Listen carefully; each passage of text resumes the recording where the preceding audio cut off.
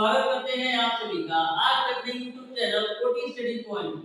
तो प्यारे दोस्तों, आज की क्लास में हम सॉल्व करेंगे यूपी बोर्ड क्लास 10 का अनसॉल्व पेपर।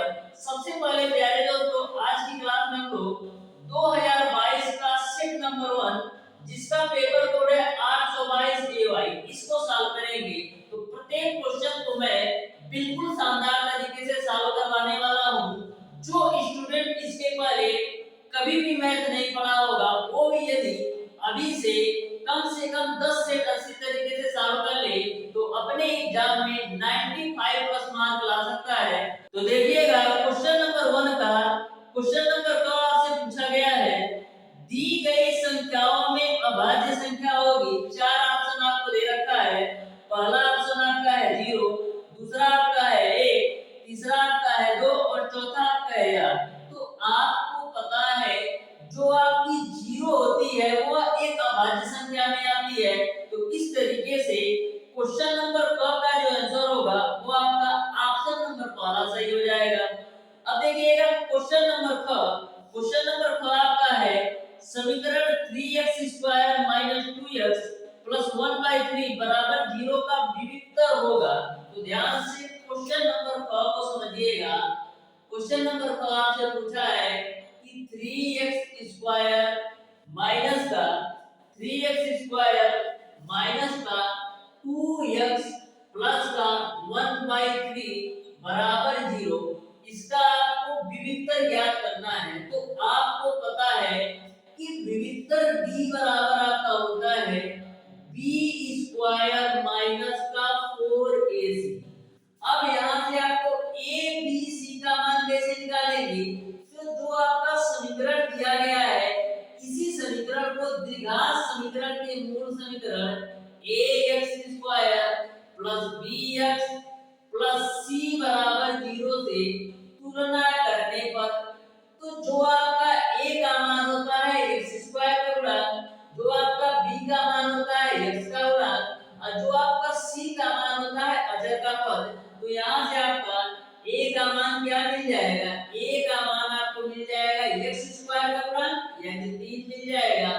b का मान क्या मिल जाएगा? x का गुणा यानी -2 मिल जाएगा और c का मान क्या मिल जाएगा? अचर पद यानी कि आपका 1/3 मिलेगा। अब a b c का मान रख दीजिए तो t बराबर क्या होगा? b² यानी -2 का स्क्वायर माइनस का 4। a की वैल्यू आपका कितना है? 3 और c की वैल्यू आपने निकाला है 1/3। 3 से 3 कैंसिल हो जाएगा तो d बराबर आपको क्या मिलेगा? -2 का स्क्वायर करेंगे 4 और माइनस का इधर बचेगा 4 तो d की वैल्यू कितना आ जाएगा? 0। इस तरीके से क्वेश्चन नंबर ख का जो आंसर होगा वो आपका ऑप्शन नंबर चौथा सही हो जाएगा। अब क्वेश्चन नंबर ग को आप शानदार तरीके से पढ़िए और बताइए कि क्वेश्चन नंबर ग का कौन सा ऑप्शन सही होगा। क्वेश्चन नंबर ग आपका त्रिकोणमिति से क्वेश्चन है। तो क्वेश्चन नंबर ग को पढ़िए और सॉल्व करके बताइए कि इसका कौन सा ऑप्शन सही होगा। क्वेश्चन नंबर ग आपको इस प्रकार से दे रखा है, आपको दे रखा है कि sin a बराबर आपका है 3/5। तो आपको cos a की वैल्यू बताना है कि cos a का मान क्या होगा। तो आपको पता है कि sin a बराबर आपका 3/5 और sin a बराबर क्या होता है? लंब/कोण यानी लंब का मान आपको 3 दे रखा है और कोण का मान आपको 5 दे रखा है। जबकि आपको पता है cos a बराबर आपका होता है आधार/कोण यानी यदि हमको आधार का मान पता चल जाए तो cos a का मान निकाल सकते हैं। तो सबसे पहले एक समकोण त्रिभुज बनाइए। ये आपका 90 डिग्री है, दिया है sin a बराबर 3/5 यानी कि जो कोण वाला a आपका a हो जाएगा, ये आपका b हो जाएगा, ac हो जाएगा। sin a बराबर आपका 3/5 है यानी लंब का मान 3 है और कोण का मान 5 है। तो लंब का मान मैंने 3 रख दिया और कोण का मान आपका 5 हो जाएगा। आधार को निकालना है तो क्या करेंगे? आधार का स्क्वायर बराबर आपका होता है माइनस का लंब का स्क्वायर। यह किसका प्रमेय है? ये आपका पाइथागोरस प्रमेय है। तो कोण का मान कितना है? 5। तो 5 का स्क्वायर माइनस लंब का मान कितना है? 3। तो 3 का स्क्वायर। 5 का स्क्वायर 25 और 3 का स्क्वायर आपका हो जाएगा 9। तो यहां से आपका क्या मिल जाएगा? आधार का स्क्वायर बराबर आपको मिल जाएगा, देखिएगा ध्यान से, आधार का स्क्वायर बराबर आपको मिल जाएगा 25 माइनस 9 कितना हो जाएगा? 16। तो आधार बराबर क्या मिलेगा? ये आपका जाएगा करने के अंदर। तो आधार की वैल्यू कितनी निकल कर आएगी? आधार की वैल्यू आपको मिल जाएगी 4। तो आधार आपको पता चल गया। अब कासे का मान निकाल लीजिए। तो कासे बराबर क्या होता है? आधार बटेगा कण। तो आधार आपका 4 है और कोण आपका 5 है। इस तरीके से क्वेश्चन नंबर ब का जो आंसर होगा वो आपका ऑप्शन नंबर दूसरा सही हो जाएगा। अब पढ़िएगा क्वेश्चन नंबर ग, और क्वेश्चन नंबर ग को बताइए कि कौन सा ऑप्शन सही होगा। यदि आप स्क्रीनशॉट लेना चाहते हैं तो ले सकते हैं। क्वेश्चन नंबर ग को आप ध्यान से पढ़िए और बताइए इसका कौन सा ऑप्शन सही होगा। देखिए क्वेश्चन नंबर ग आपको इस प्रकार से है कि दो समरूप त्रिभुजों के क्षेत्रफल 4:9 के अनुपात में है। त्रिभुजों की भुजाओं में अनुपात होगा। तो ध्यान से क्वेश्चन नंबर घ को समझिएगा। आपको त्रिभुज के भुजाओं में अनुपात बताना है। तो आपको पता है कि दो समरूप त्रिभुज की बात हो रही है। तो मैंने दो समरूप त्रिभुज बना लिया। एक आपका मैंने नाम दे दिया ए बी सी के रूप में, और दूसरा एक त्रिभुज बना लेते हैं जिसको नाम दे देते हैं पी क्यू आर के रूप में।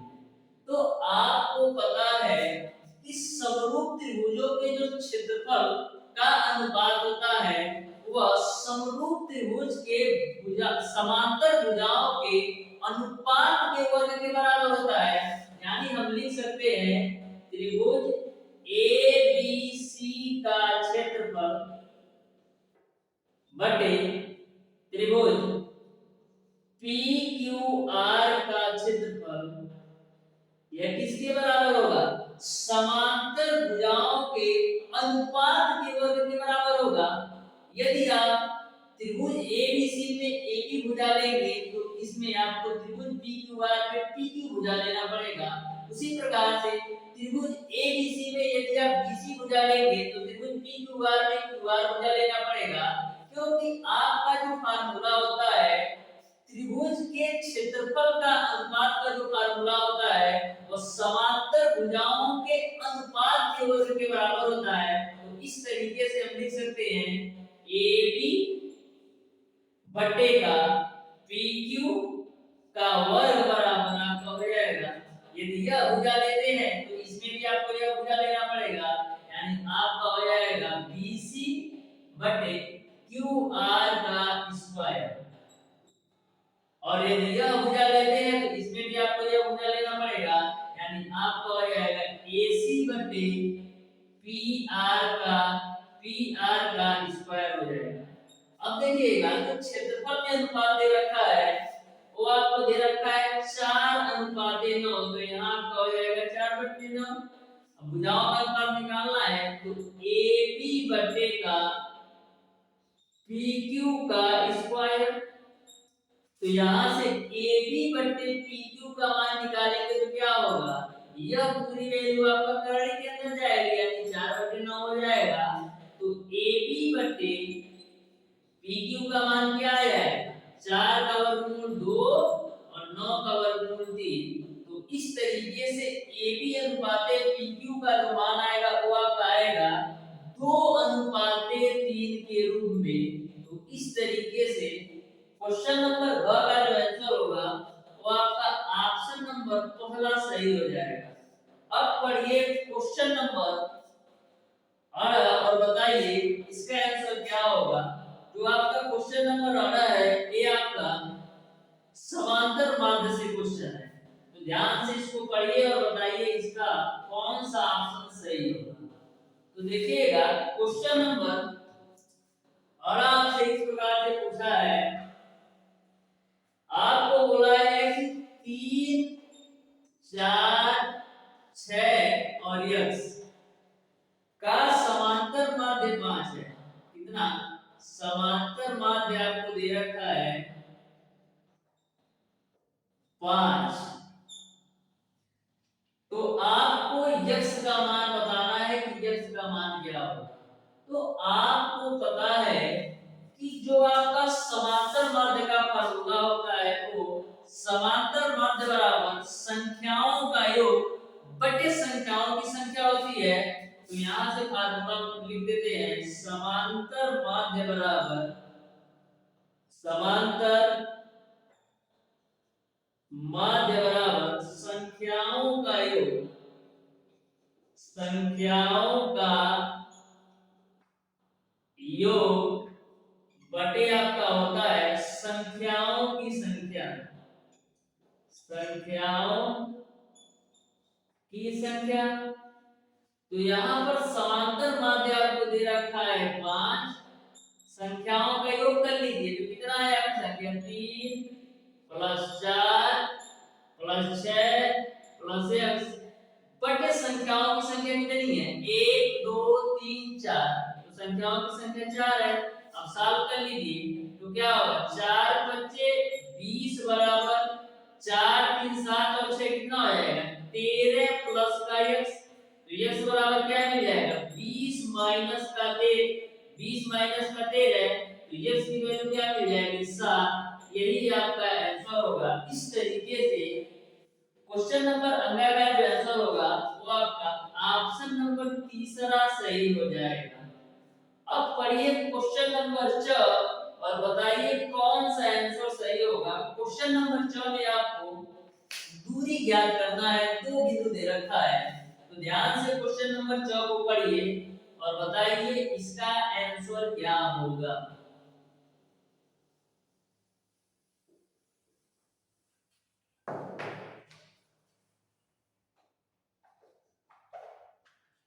क्वेश्चन नंबर 4 में आपको दे रखा है कि 2,3 और 4,1 के बीच की दूरी होगी। तो आपको पता होगा कि जो दो बिंदुओं के बीच की दूरी का फार्मूला है, दो बिंदुओं के बीच की दूरी का जो फार्मूला है वो आपका होता है √y2 माइनस का y1 का whole square plus x2 minus का x1 का होल स्क्वायर होता है। तो ये जो वैल्यू आपका होती है ये आपका x1 y1 का मान होता है और ये जो वैल्यू आपकी होती है वो आपका x2 y2 का मान होता है।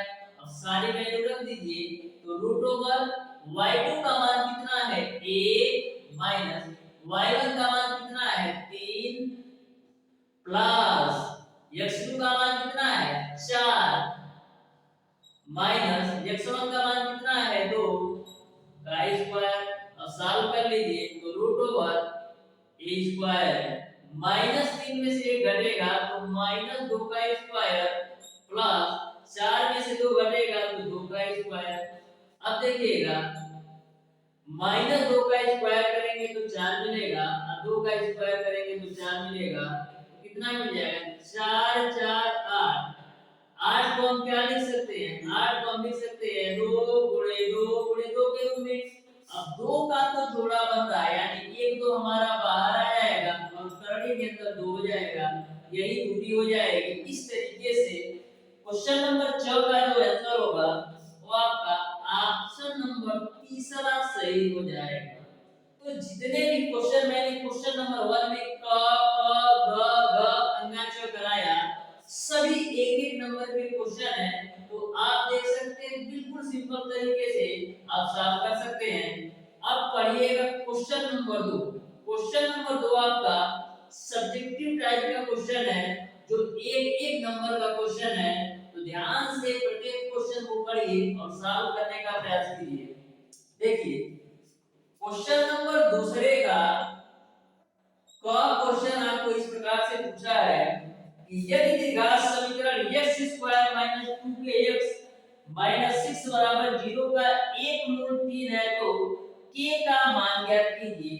तो ध्यान से समझिएगा, आपको समीकरण दे रखा है x स्क्वायर माइनस 2kx और माइनस का 6 बराबर 0 का एक मूल आपको 3 दे रखा है तो k का मान ज्ञात कीजिए। तो कभी भी आपसे ऐसा क्वेश्चन पूछा जाए, एक मूल 3 देने का मतलब है आपको x की वैल्यू इस समीकरण में 3 रखना है। तो सबसे पहले मान लेते हैं ये आपका समीकरण नंबर 1 है, माना कि x square minus 2kx minus 6 बराबर 0 समीकरण 1 है। तो लिखेंगे समीकरण 1 में x बराबर 3 रखने पर, तो x बराबर आप 3 रखिए तो क्या होगा 3 का स्क्वायर माइनस 2 k है तो k ही रखना है और x की वैल्यू आपको कितना रखना है, x की वैल्यू आपको रखना है 3, तो x की वैल्यू रख देते हैं यहाँ पर 3। उसके बाद से माइनस 6 बराबर 0, तो 3 का स्क्वायर करेंगे 9 माइनस 2 k और 3 और माइनस का 6 बराबर 0। अब देखिएगा 9 में से माइनस का 6 घटेगा तो मिलेगा 3 माइनस 2 3 6 के बराबर आपको हो जाएगा 0। तो 6 के बराबर आपको क्या मिल जाएगा, 6 के बराबर आपको 3 मिल जाएगा, क्योंकि जो माइनस का 6 के है उसको मैंने राइट साइड लेकर गया। तो यहाँ से आपको k की वैल्यू क्या मिल जाएगी 3 बट्टे का 6, k बराबर 3 और 6 जो है बट्टे के रूप में जाएगा तो 3 से काटिए 3 एकम 3 और 3 दूना 6, यानी k की वैल्यू आपको मिल जाएगी 1/2। इस तरीके से इस क्वेश्चन का जो आंसर होगा वो आपका 1/2 हो जाएगा। आपको k की वैल्यू निकालना था। अब पढ़िएगा क्वेश्चन नंबर 6। क्वेश्चन नंबर दूसरे का क्वेश्चन नंबर 6 पढ़िए और बताइए इसका आंसर क्या होगा। जो आपका क्वेश्चन नंबर 6 है ये आपका त्रिकोणमिति का क्वेश्चन है। जिस भी स्टूडेंट को त्रिकोणमिति का जो डिग्री का मान पता होगा, जैसे 0 degree 30 degree 45 degree 60 degree 90 degree, वह क्वेश्चन नंबर 6 को 1 मिनट के अंदर सॉल्व कर सकता है। तो इस प्रकार से आपका क्वेश्चन नंबर दूसरे का आपको इस प्रकार से दे रखा है 2 10 30 degree divided by 1 plus 10 square 30, 1 plus 10 square 30 degree का मान आपको ज्ञात करना है। तो ध्यान से समझिएगा, ये 2 हो गया। 30 डिग्री का मान कितना होता है, 30 डिग्री का मान 1/3 में 3 होता है। तो यहाँ पर रख दीजिएगा 1/3 में 3 बटे 1 प्लस 10 30 डिग्री का मान कितना होता है 1/3 में 3, लेकिन इसका स्क्वायर करना है तो मैंने स्क्वायर कर दिया। अब देखिएगा यहाँ पर क्या होगा, ऊपर आपका हो जाएगा 2/3 के अंदर 3 और नीचे क्या होगा 1 प्लस का 1/3 में 3 का स्क्वायर करेंगे तो आपको मिलेगा 1/3। तो यहाँ से आपको मिल जाएगा 2/3 के अंदर 3 बटे, यहाँ पर एलसीएम लेके सॉल्व कीजिए तो एलसीएम कितना आएगा 3, यहाँ पर 3 प्लस का 1 तो आपको मिलेगा 2/3 के अंदर 3 बटे 3 4/3। अब यह 3 आपका ऊपर जाएगा, यह 3 आपका ऊपर में जाएगा और यह 4 आपका इसके साथ जाएगा। तो क्या मिलेगा आपको 2 गुणे 3 बटे 4 कड़ी के अंदर 3, ये आपका 2 से काटिए तो 2 दूना 4, तो आपको मिल जाएगा 3/2 कड़ी के अंदर 3।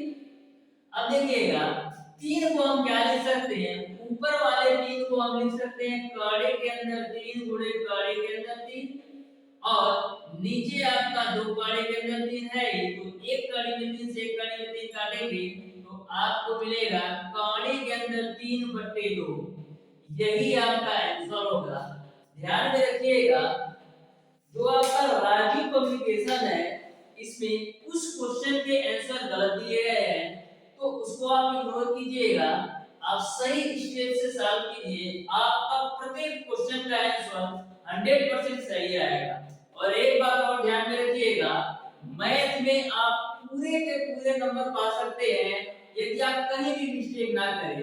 जैसे आपका हिंदी हुआ, सामाजिक विज्ञान हुआ या विज्ञान हुआ, इन सारे सब्जेक्टों में नंबर काटने का रीजन होता है कि राइटिंग की वजह से नंबर काट लेते हैं, या कोई भी आंसर लिखना है तो कम लिखा तो नंबर काट लेते हैं। लेकिन यदि आप मैथ में बिल्कुल अच्छी तरीके से सारे क्वेश्चन हल करके आते हैं तो आपको पूरे 70 के 70 नंबर आपको मिल जाएंगे।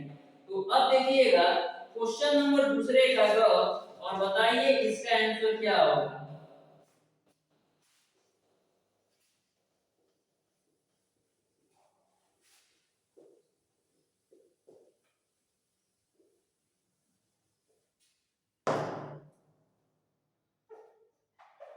जो आपका क्वेश्चन नंबर दूसरे का ग है वो आपका same to same question number पहले के घ की तरह है। तो सॉल्व करके बताइए क्या होगा। तो इसमें दे रखा है यदि दो समरूप त्रिभुजों का क्षेत्रफल क्रमशः 169 सेंटीमीटर स्क्वायर तथा 225 सेंटीमीटर स्क्वायर है तो इसकी संगत भुजाओं के अनुपात ज्ञात कीजिए। तो ध्यान से समझिएगा, आपको संगत भुजाओं का अनुपात ज्ञात करना है। तो क्या करेंगे, सबसे पहले दो समरूप त्रिभुज बना लेते हैं। एक आपका ए हो गया और दूसरा ए आपका ए हो गया।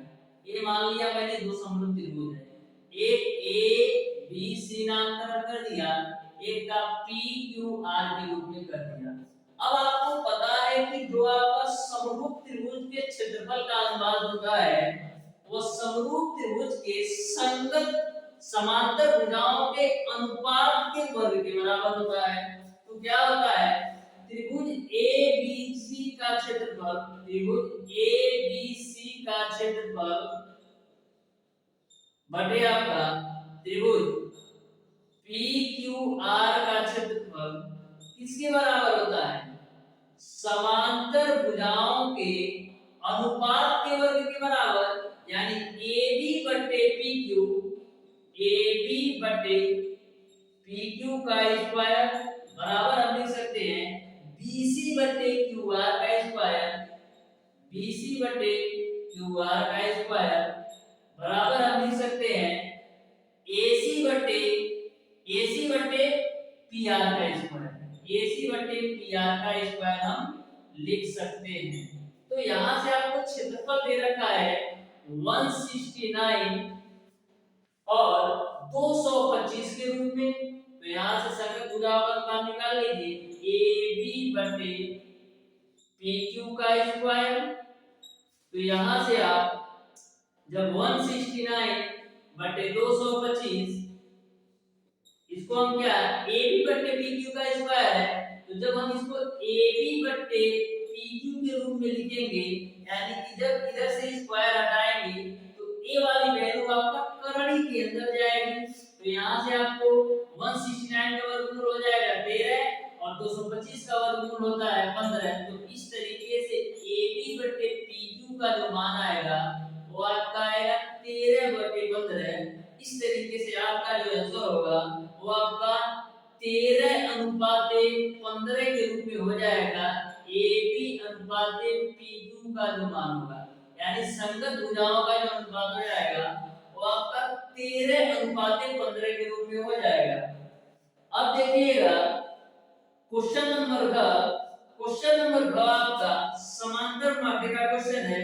तो ध्यान से क्वेश्चन नंबर घ को पढ़िए और बताइए कि इस क्वेश्चन का कौन सा आंसर सही होगा।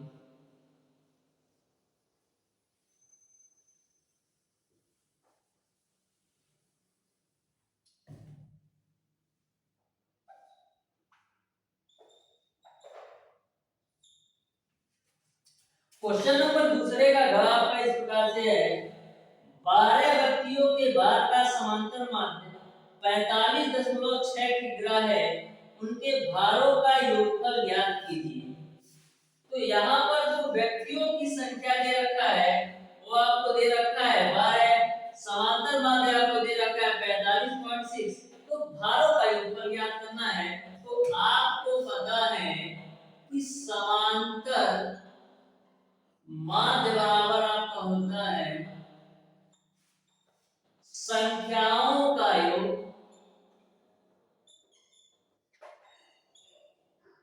बटे आपका होता है संख्याओं की संख्या, संख्याओं की संख्या। तो समांतर माध्य आपको दे रखा है 45.6 और संख्याओं का योग आपको निकालना है, संख्याओं का योग आपको निकालना है। और संख्याओं की संख्या कितनी दे रखा है 12 व्यक्तियों की, यानी कि जो संख्याओं की संख्या है वो आपका है 12। आपको संख्याओं का योग निकालना है, संख्याओं का योग यानी कि आपको निकालना है भारों का योग पर, या संख्याओं का योग जो भी कहिए, इसको आप ऐसे भी लिख सकते हैं समांतर माध्य बराबर भारों का योग बटे व्यक्तियों की संख्या। इसको ऐसे ही लिख लेते हैं भारों का योग बटे व्यक्तियों की संख्या, भारों का योग, भारों का योग बटे नीचे लिख लेते हैं व्यक्तियों की संख्या, व्यक्तियों की संख्या। तो यहां से आपका जो यहां पर भी हो जाएगा आपका भारों का योग, तो भारों का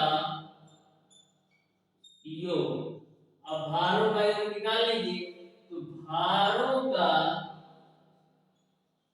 योग बराबर क्या होगा, भारों का योग बराबर हो जाएगा समांतर माध्य गुणे व्यक्तियों की संख्या, तो ये आपका हो जाएगा 45.6 गुणे 12, तो गुणा कर लीजिए 12 छक 72 को 2, हासिल बचे 7, 12 बचे 60 और 7 67 को 7, हासिल बचे 6, 12 चौक 48, 2 50 4 54, यानी आपको कितने अंक का दशमलव लगाना है, 1 अंक पे, यानी आपको भारों का जो योग मिल गया वो आपको मिल गया 447.2 किग्रा।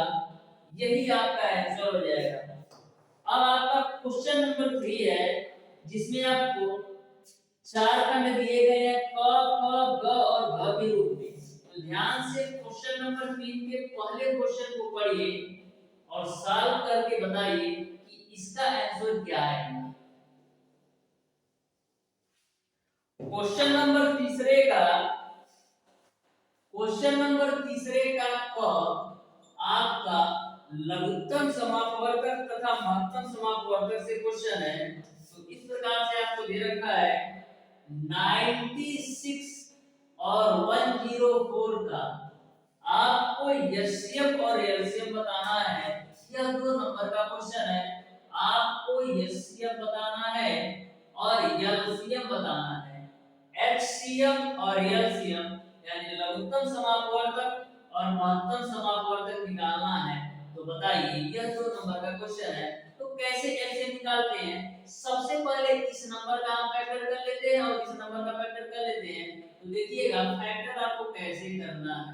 तो 2 से काटेंगे, 2 चौक 8, 2 अट्ठे 16, फिर आपका 2 पंचे 10, फिर आपका हो जाएगा ये आपका 96 और कितना है 96 और दे रखा है 404 है, 96 और 404 है। तो यहाँ से आपका हो जाएगा 2 दूना 4, 0 2 दूना 4, फिर आप 2 से काटिए तो 2 दूना 4, फिर 2 चौका 8, फिर 2 से कटेगा 1 0 और 1। तो एचसीएफ क्या आ जाएगा, एचसीएफ तो आपका आ जाएगा 4, क्योंकि इसके आगे आपका सेम नंबर नहीं मिलेगा। तो दोनों संख्याओं को बराबर बराबर काटे तो आपका तो एचसीएफ आ जाएगा 4। अब देखिएगा अब आगे डिवाइड करते हैं, फिर 2 से काटेंगे तो 2 1 2, 2 दूना 4, ये आपका 101 ऐसे ही रहेगा। फिर 2 से काटिए तो 6 12 है, फिर ये आपका 101 ऐसे ही रहेगा। फिर 2 से काटिए 2 3 6, फिर ये आपका 101 ऐसे ही रहेगा। फिर उसके बाद से फिर आपका 3 से काट लीजिए, 3 एकम 3, फिर 101, 101 क्या 3 से कटेगा, नहीं कटेगा, तो सीधे आपका 101 101 से ही कटेगा। तो ये तो आपका एलसीएम क्या आ जाएगा, एलसीएम आपका आ जाएगा इन सभी संख्याओं का गुणनफल के बराबर। तो गुणा कर दीजिए तो 2 गुणे 2, 2 गुणे 2, 1 2 3 4 5, 5 2 है 3 4 5 2 है और एक आपका 3 है और एक आपका 101 है, सबका गुणा कराइए तो 2 दूना 4 दूना 8 दूना 16 दूना 32, 32 गुणे 3 गुणे 101, तो 32 का गुणा 3 में कराएंगे तो 96 गुणे आपका हो जाएगा 101, तो 96 का गुणा 101 में कराइए तो 96 कम कितना होगा, 96 96 कुछ है 80 बचे 9, तो ये आपका 9 हो जाएगा, और 96 कम 96, तो इस तरीके से 96 कम 96 कुछ है, 96 का 0 गुणा करेंगे तो 0 और 9 आपका हो जाएगा 96 कम 96, यानी जो आपका एलसीएम आएगा 96 100 96 आ जाएगा। इस तरीके से एचसीएफ आपने निकाल लिया 4 और एलसीएम निकाल लिया आपने 96 100 96, यही आपका आंसर होगा। अब क्वेश्चन नंबर तीसरे का ख पढ़िए और बताइए के का मान क्या होगा। बोला है कि के किस मान के लिए रैखिक समीकरण हो kx + 3y - k - 3 = 0 एवं 12x + ky - k = 0 के युग्म अपरिमित रूप से अनेक हल होंगे।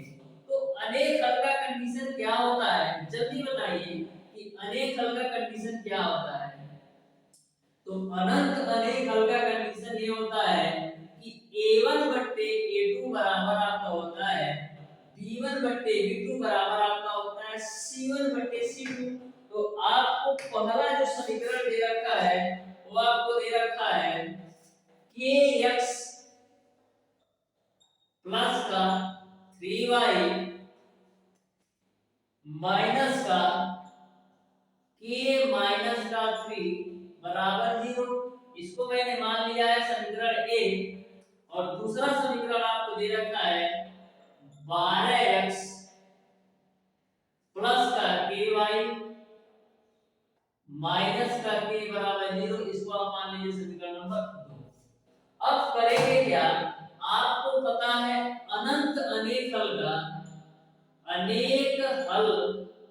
का कंडीशन आपको पता है a1 बटे का a2 बराबर होता है b1 बटे का b2 बराबर आपका होता है c1 बटे का c2। अब a1 a2 b1 b2 और c1 c2 का मान कैसे निकालेंगे, समीकरण 1 का a1x plus b1y plus c1 बराबर 0 से तुलना करेंगे, और समीकरण 2 का a2x plus b2y plus c2 बराबर 0 से तुलना करेंगे।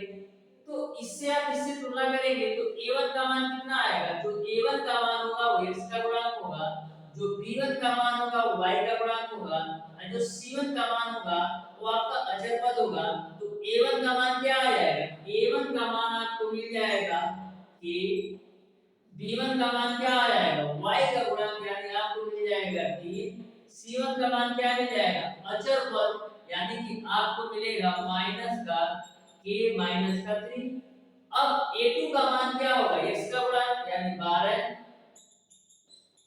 और b2 का मान क्या होगा y का गुणांक यानी आपको मिलेगा k, और c2 का मान आपको क्या हो जाएगा माइनस का k। अब सारी वैल्यू रख दीजिए, a1 का मान आपका है k और बटे a2 का मान आपका है 12, b1 का मान आपका है 3, अब b2 का मान आपका है k बराबर c1 का मान आपका है माइनस का k माइनस 3 और c2 का मान आपका माइनस का 3। आपको k का मान निकालना है तो क्या करेंगे, इन्हीं दोनों को आपस में बराबर करके सॉल्व कर लेते हैं। इन्हीं दोनों को आपस में बराबर करके तो देखिएगा क्या होगा, आपको मिलेगा k बटे 12 बराबर 3 बटे k। अब क्रॉस मल्टीप्लाई करिए तो क्या होगा k स्क्वायर बराबर आपको मिल जाएगा 12 3 36, तो k बराबर क्या मिलेगा रूट ओवर 36। तो k की वैल्यू कितनी आ जाएगी, k की वैल्यू आपको मिल जाएगा 6, यही आपका आंसर होगा। इस तरीके से कभी भी आपको ऐसा क्वेश्चन पूछा जाए तो इसी सीक्वेंस में आपको सॉल्व करना है। अब देखिएगा क्वेश्चन नंबर ब, जो आपका क्वेश्चन नंबर ब है वो आपका सिद्ध करना है। तो क्वेश्चन नंबर ब को यदि मैं यहाँ पर सिद्ध कराऊंगा तो काफी टाइम लगेगा, तो इसको आप लोग अच्छी तरीके से बुक से देख लीजिएगा। अब देखते हैं क्वेश्चन नंबर ब। क्वेश्चन नंबर ब को आप लोग ध्यान से पढ़िए और सॉल्व करके बताइए कि इसका आंसर क्या है। जो क्वेश्चन नंबर ग है आपका, वो आपका मेंस्ट्रुएशन का क्वेश्चन है।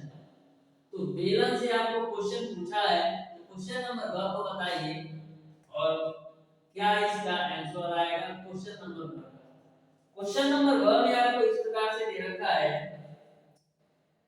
बोला है आपका एक बेलन के आधार की त्रिज्या 4 सेंटीमीटर और ऊंचाई 14 सेंटीमीटर है, बेलन का वक्र पृष्ठ क्षेत्रफल ज्ञात कीजिए।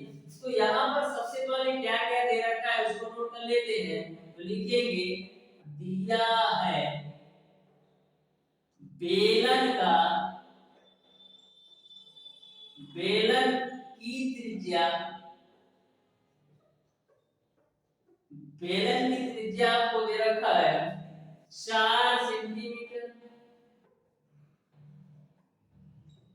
अब बेलन की ऊंचाई दे रखा है 14 सेंटीमीटर। बेलन की ऊंचाई आपको दे रखा है 14 सेंटीमीटर।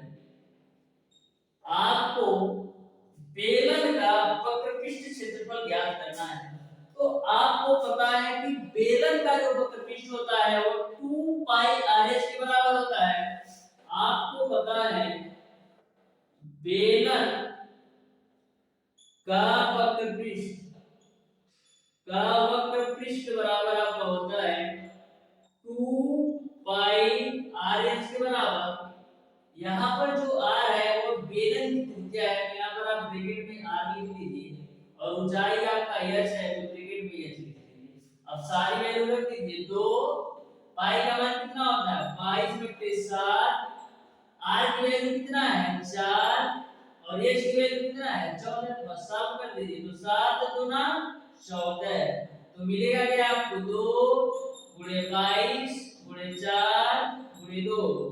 तो 2 गुणे 22 करेंगे तो 44 मिलेगा और 4 गुणे 2 करेंगे तो 8 मिलेगा। अब मल्टीप्लाई कराइए, 8 चौक 32 को 2, 8 चौक 32 और 3 कितना आ जाएगा 35 सेंटीमीटर स्क्वायर। तो बेलन का जो वक्र पृष्ठ आया 335 सेंटीमीटर स्क्वायर, यही इसका आंसर होगा। अब पढ़िएगा क्वेश्चन नंबर 4, जो कि 4 क्वेश्चन दिया गया है क ख ग और घ के रूप में, जो कि दो नंबर का क्वेश्चन है। तो ध्यान से क्वेश्चन नंबर 4 को पढ़िए। क्वेश्चन नंबर 4 का क को आपको अच्छी तरीके से पढ़ना है और सॉल्व करके बताना है कि क्वेश्चन नंबर 4 के क का कौन सा आंसर सही होगा। तो क्वेश्चन नंबर 4 का क,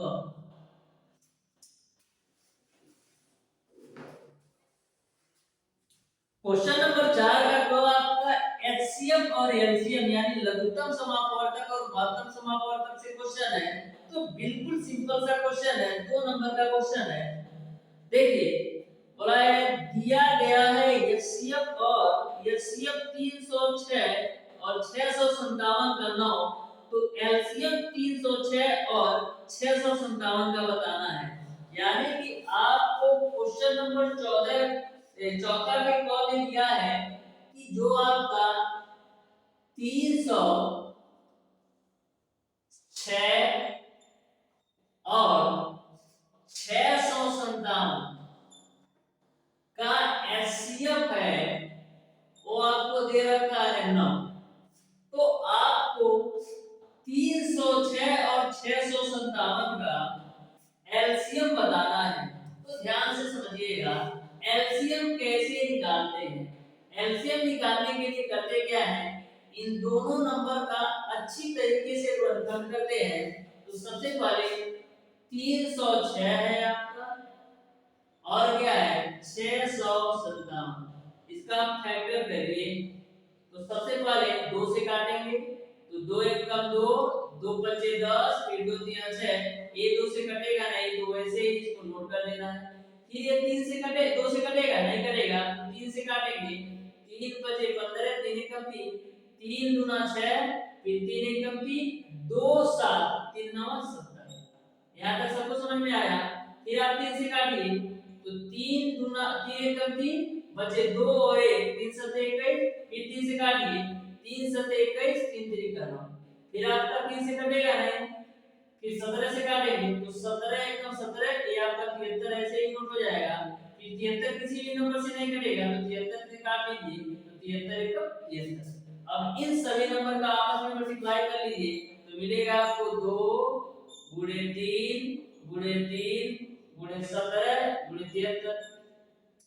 तो 2 3 या 6 3 कितना होगा 18 गुणे 17 गुणे 73, आपस में मल्टीप्लाई कराइए। 18 गुणे 17 कितना होगा 18 सते कितना होता है 18 पचे 90, 18 छक्का 108, 18 सते 126 को 6 हाथ से बचे 12, 18 के 18 और 12 कितना होगा 30, तो 306 गुणे आपका हो जाएगा 73। अब 306 का 73 में गुणा करो, 306 का 73 में गुणा कराओ और बताओ कि कौन इसका आंसर क्या आएगा। तो आप लोग गुणा कीजिएगा और इसका आंसर बताइएगा कमेंट बॉक्स में कि 306 में 73 का क्या आंसर आएगा। जो इसका गुणनफल आएगा वही आपका एलसीएम होगा, तो गुणा करके बताइएगा। अब देखिएगा क्वेश्चन नंबर चौथे का ख क्वेश्चन, क्वेश्चन नंबर चौथे का ख क्वेश्चन जो कि त्रिकोणमिति से पूछा गया क्वेश्चन है। यह भी 2 नंबर का क्वेश्चन है और बिल्कुल सिंपल सा क्वेश्चन है। तो क्वेश्चन नंबर चौथे का ख क्वेश्चन देखिए क्या है, आपको दिया है यदि sin 3a बराबर cos a - 26 डिग्री, जहां 3a एक न्यू कोण है तो a का मान ज्ञात कीजिए। तो ध्यान से क्वेश्चन नंबर चौथे के ख को समझिए। आपको दे रखा है sin 3a बराबर cos a - 26, cos a - 26 degree. तो आपको बताना है a का मान और दिया गया है कि जो आपका 3a है वो आपका न्यू कोण है। तो ध्यान से इस क्वेश्चन को समझिएगा। मैं sin 3a को क्या लिख सकता हूं cos के पदों में।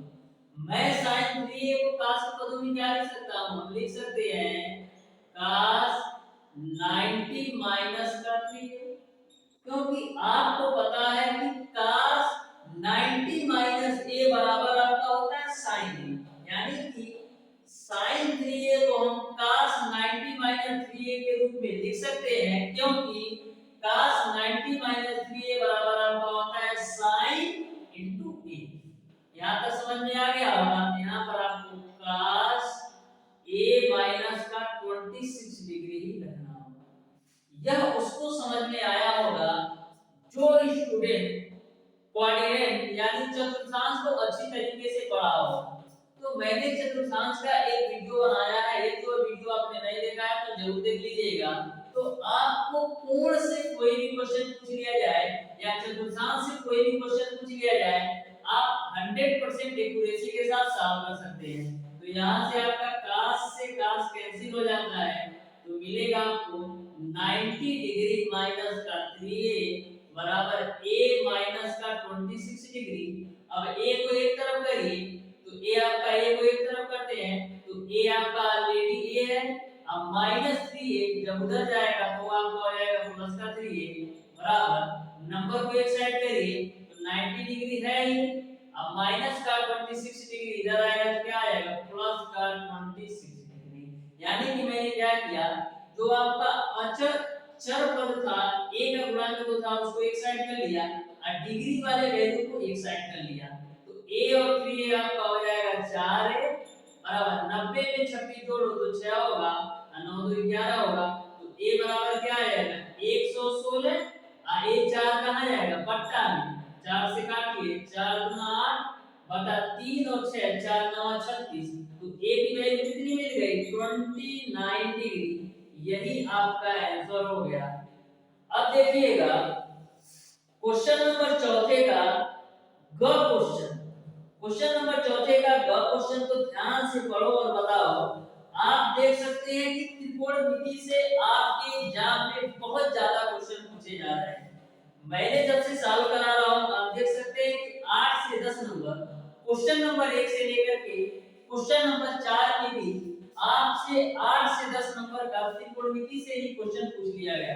तो त्रिकोणमिति आपका बहुत ही महत्वपूर्ण चैप्टर है आपके बोर्ड एग्जाम के पॉइंट ऑफ व्यू से, तो अच्छी तरीके से पढ़ लीजिएगा। यदि आप लोग अभी तक त्रिकोणमिति को अच्छी तरीके से नहीं पढ़े और पढ़ना चाहते हैं तो कमेंट बॉक्स में कमेंट करके बताइए, मैं त्रिकोणमिति को बिल्कुल अच्छी तरीके से पढ़ाने वाला हूं। तो ध्यान से आप लोग पढ़िए क्वेश्चन नंबर 4 के ग को और बताइए कि इसका आंसर क्या है।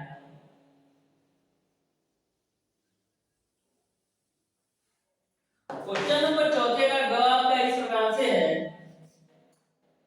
10 मीटर लंबी एक सीढ़ी एक दीवार पर टिकाने पर भूमि से 8 मीटर की ऊंचाई पर स्थित एक खिड़की तक पहुंचती है। दीवार के आधार से सीढ़ी के निचले सिरे की दूरी ज्ञात कीजिए। 2 नंबर का क्वेश्चन है, तो ध्यान से समझो। बोला है कि 10 मीटर लंबी एक सीढ़ी है, तो ये मैंने मान लिया है सीढ़ी है जिसकी लंबाई 10 मीटर है।